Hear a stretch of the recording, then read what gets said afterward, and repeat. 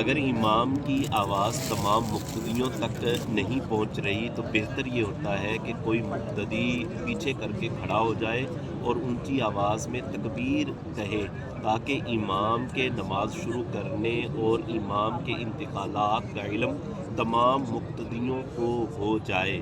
تو یہ جو بلند آواز سے تکبیر کہے گا اس کو مکبر کہا جاتا ہے۔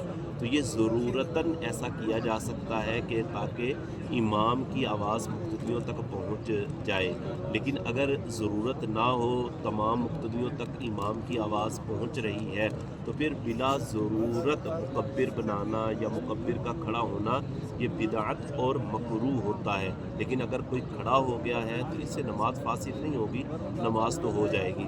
اسی طرح جب امام نے مائک لگایا ہوا ہے، اسپیکر لگا ہوا ہے، تو اس صورت کے اندر بھی مکبر کی کوئی حاجت اور ضرورت نہیں ہے۔ تو بلا ضرورت اگر مکبر کھڑا کیا جائے گا یا مکبر بلند آواز سے اس طرح تکبیر کہے گا حالانکہ امام صاحب نے مائک لگایا ہوا ہے، اسپیکر لگایا ہوا ہے، تو اس طرح کرنا یہ بدعت اور مکروہ ہوتا ہے۔ لہٰذا جب مائک لگا ہوا ہے تو پھر مکبر کی کوئی حاجت اور ضرورت نہیں ہے۔